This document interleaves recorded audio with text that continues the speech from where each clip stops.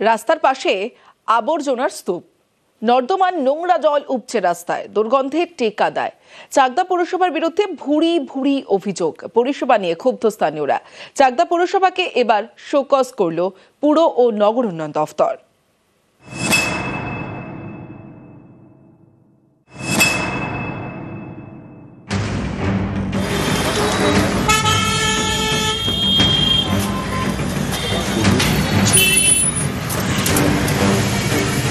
সাত আট বছরের বেশি হয়ে গেল এই নোংরা পড়ছে, আবার তুলছে, রাত্রিবেলা এসে জেসিবি এসে চাপিয়ে দিচ্ছে।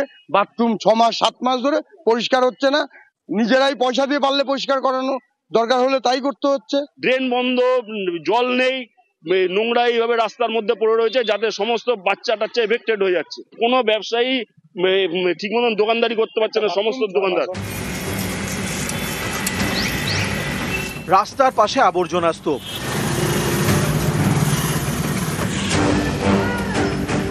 নর্দমার নোংরা জল রাস্তায়। তৃণমূল পরিচালিত নদিয়ার চাকদা পুরসভা, 21টি ওয়ার্ড। অভিযোগ, প্রতিটি ওয়ার্ডেই জঞ্জাল সমস্যা, অলিগলিতে আবর্জনা স্তূপ। স্থানীয়দের অভিযোগ, পুরসভা কাজই করে না, আবর্জনা দিনের পর দিন রাস্তার ধারে পড়েই থাকে। নর্দমা পরিষ্কার করা হয় না, ফলে নর্দমার নোংরা জল উপচে রাস্তায়। চাকদার তো সমস্ত অবস্থা তো স্তব্ধ হয়ে গেছে। চাকদা এই আবর্জনার পাহাড়, দূষিত পানীয় জল, রাস্তাঘাটের অবস্থা খারাপ। সামগ্রিকভাবে চাকদা যে একটা ডেড সিটি হয়ে গেছে। নাগরিক পরিষেবাটা ব্যর্থ, এটা কনফার্ম। নাগরিক পরিষেবা পাচ্ছে না কেউ। এই নিয়ে সম্প্রতি একাধিক অভিযোগ জমা পড়ে, যার ভিত্তিতে এবার শোকজ। শুক্রবার পুর ও নগর উন্নয়ন দপ্তর থেকে শোকজ নোটিশ ধরানো হয় চাকদা পুরসভাকে।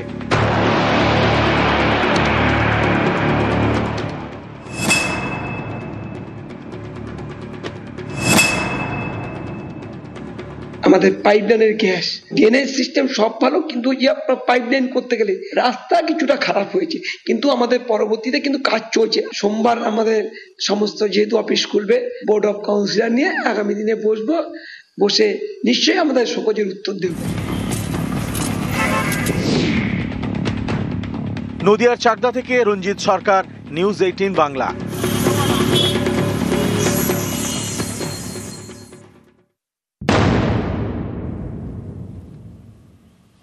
হাসপাতালে জঞ্জাল যন্ত্রণা, হাসপাতাল চত্বরে আবর্জনা স্তূপ, প্রসূতি বিভাগে যাওয়ার রাস্তায় বাথরুমের নোংরা জল। ক্যানিং হাসপাতালে জঞ্জাল যন্ত্রণা, দেখুন।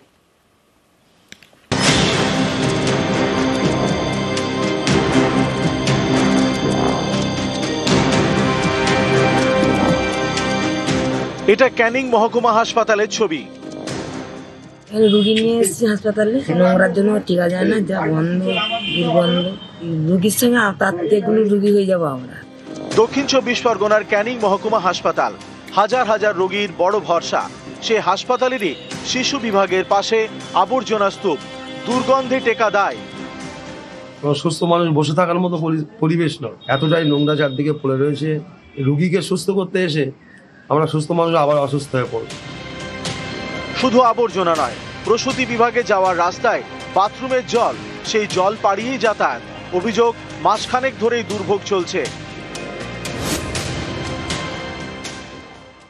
জেনারেল ওয়েস্টটা আমাদের পঞ্চায়েতের থেকে তুলে নিয়ে যাওয়া হয়, কিন্তু দীর্ঘ 1 মাস ধরে আমাদের জেনারেল ওয়েস্ট একটা হিপ হয়ে গেছে, ফলে দুর্গন্ধ ছড়াচ্ছে।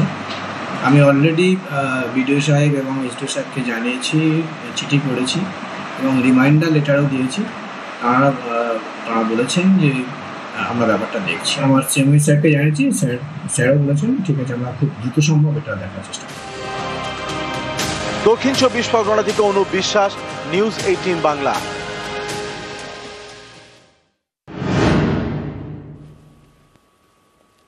মহেশতলার গোড়ে গোফদা খাল 50 বছরের বেশি পুরনো। শনিবার থেকে এই খাল সংস্কারের কাজ শুরু।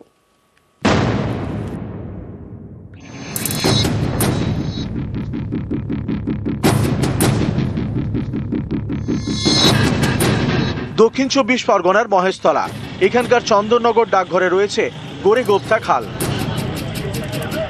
শনিবার থেকে এই খাল সংস্কারের কাজ শুরু। স্থানীয়দের দাবি, প্রায় 50 বছর পর খাল সংস্কার হচ্ছে।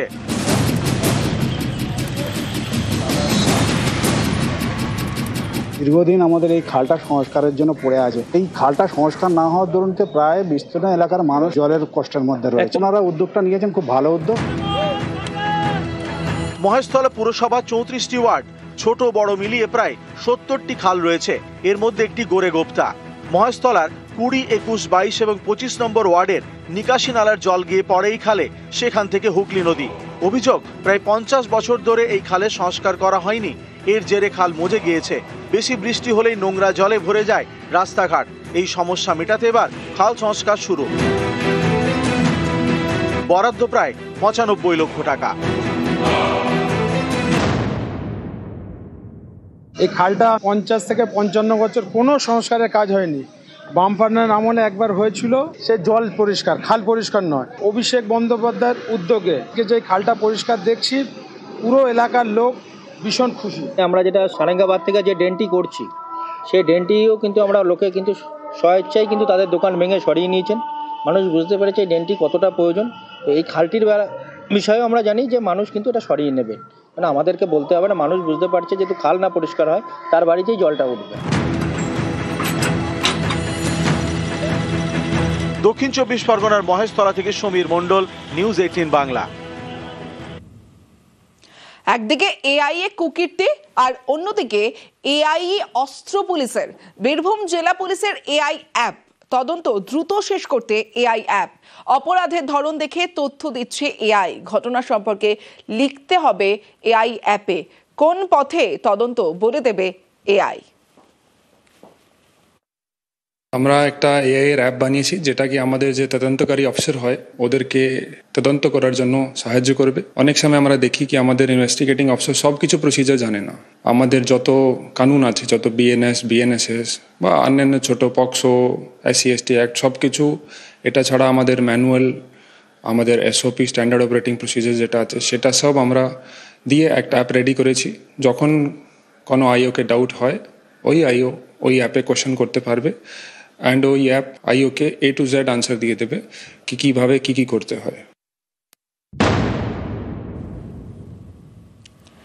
এসআইআর চাপে অসুস্থ আরও এক বিএলও। ফর্ম জমা নিতে বেরিয়ে অসুস্থ বিএলও, বুথ লেভেল অফিসার। কাটোয়ার 147 নম্বর বুথের ঘটনা। টার্গেট পূরণের লাগাতার চাপ। গত কয়েকদিন রাতে ঘুমোতে পারেননি বিএলও। এত চাপ নিতে পারছেন না দাবি বিএলওর। কাজের চাপে বুকে ব্যথা, বলছে হাসপাতালও।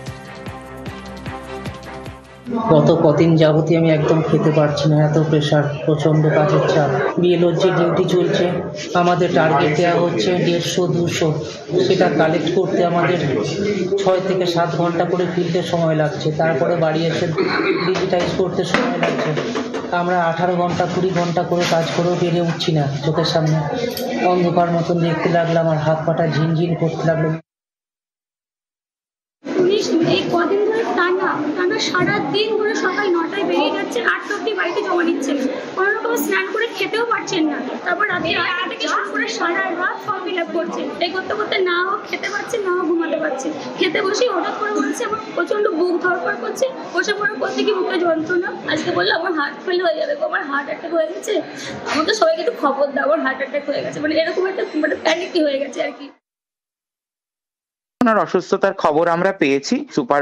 সুপারভাইজারকেও আমি হসপিটালে পাঠিয়েছি। হয়তো তিনি সাময়িক অসুস্থতা অনুভব করেছিলেন। ওনার প্রথম দিকে ফর্ম কালেকশনের হারটা একটু কমই ছিল। আমি গত পরশুদিন ওনার সঙ্গে নিজেই ফিল্ডে গিয়েছিলাম। এই মুহূর্তে কিন্তু উনি যথেষ্টই ফর্ম তুলতে পেরেছেন। চাপের অভিযোগ বলছে চাপ দিচ্ছে, খুব প্রেশার দিচ্ছে না। আমরা তো কমিশনের নির্দেশ মতোই কাজ করছি। কমিশন আমাদের যেরকম ডেডলাইন বলেছেন, আমরা সেই অনুযায়ী ওনাদেরকে জানাচ্ছি সবকিছু। বিএলওর মৃত্যুতে শুভেন্দুকে নিশানা, শুভেন্দু ও কমিশনকে নিশানা কল্যাণ বন্দ্যোপাধ্যায়। আর বিএলওর মৃত্যুতে শুভেন্দু ও কমিশন দায়ী বলে তোপ। আইনি ব্যবস্থার দাবি শ্রীরামপুরের সাংসদের। কল্যাণকে পাল্টা জবাব বিজেপির। Inhuman pressure is being created by the Chief Election Commission to the BLO. They are under tremendous pressure. And the BJP hooligans, all the leaders of BJP hooligans, those who have no organization in the West Bengal, they are going to CEO and going to Chief Election Commission for creating pressure. Election Commission and the BJP leaders, mainly, Subhendu Adhikari is responsible for all death. Criminal proceedings should be initiated against them immediately. পার্টির চাপে মাথা হারিয়েছেন, যে কারণে ওনার ওখানে যারা slogan দিয়েছিল ওনার পার্টির লোকেরাই মাতাল তোমায় জানতে হবে, আগামীকে মানতে হবে বলে তৃণমূল কংগ্রেসের লোকেদের চাপেতেই উনি আজকে এইসব কথা বলছেন।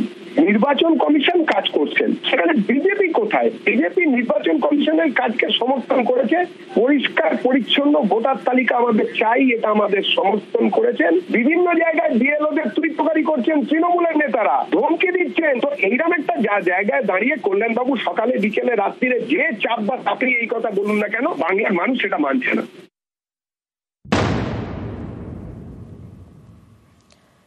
কাটমানি ফেরাতে মাইকিং, আবাসের ঘর পেতে নেতাকে কাটমানি। হারোয়ায় কাটমানি ফেরাতে মাইকিং পঞ্চায়েত সদস্যের বিরুদ্ধে কাটমানির অভিযোগ। শতাধিক উপভোক্তার কাছ থেকে টাকা নেওয়ার অভিযোগ। কাটমানি ফেরাতে মাইকিং এর ভিডিও ভাইরাল।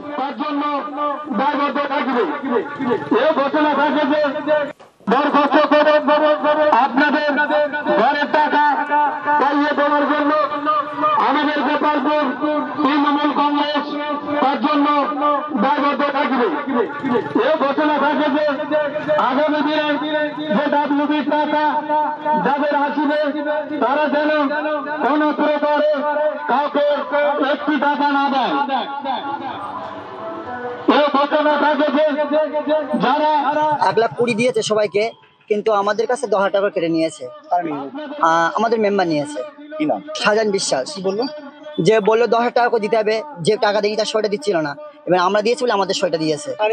হ্যাঁ, টাকা নিয়েছে। কিসের জন্য? ঘরের জন্য। কি বললো? বলতে ঘর টাকা না দিলে আছে, ঘর আছে না পরের বারে আছে, সইটই দেবে না, এইটা কথা বলছে। টাকা দিলে ঘর দেবে না বললো। কত টাকা নিয়েছে? আমার কাছ থেকে নিয়েছিল হচ্ছে 5,000। আপনি প্রথম কিস্তি পেয়েছিলেন? হ্যাঁ। কে নিয়েছিল টাকা? সাধারণ বিশ্বাস। মেম্বার। কাটমানির অভিযোগ অবশ্য অস্বীকার পঞ্চায়েত সদস্যরা। আইএসএফ এর বিরুদ্ধে চক্রান্তের অভিযোগ। পঞ্চায়েত সদস্যর অভিযোগ অস্বীকার আইএসএফ এর। এখন সব তো রাজনৈতিক চক্রান্ত, একটু চক্রান্তের শিকার হচ্ছে। করে কোন সাইড দিয়ে মানে কষার চেষ্টা করছে, কষতে পারছে না বলে বিভিন্ন কায়দায় একটা এডিশন ওরা নিল। হ্যাঁ, ওই বিরোধী দলের লোকজনেরা করছে। এখন বিরোধী মানে আইএসএফ সব তো যৌথ মিলে চলছে, ওরাই করছে এটা। টাকার কোনো লেনদেনের জায়গা নেই, তো সেই জায়গায় পঞ্চায়েত থেকে কে কাকে টাকাটা ফেরত করবে?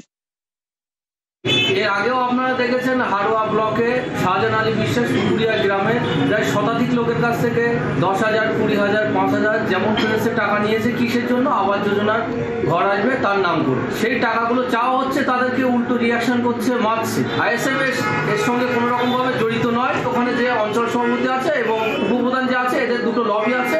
এরা সারাক্ষণ এদের কাজ হচ্ছে মারপিট করে। কিন্তু এরা যদি এই টাকাগুলো নিয়ে থাকে, অবশ্যই আইএসএফ প্রতিবাদ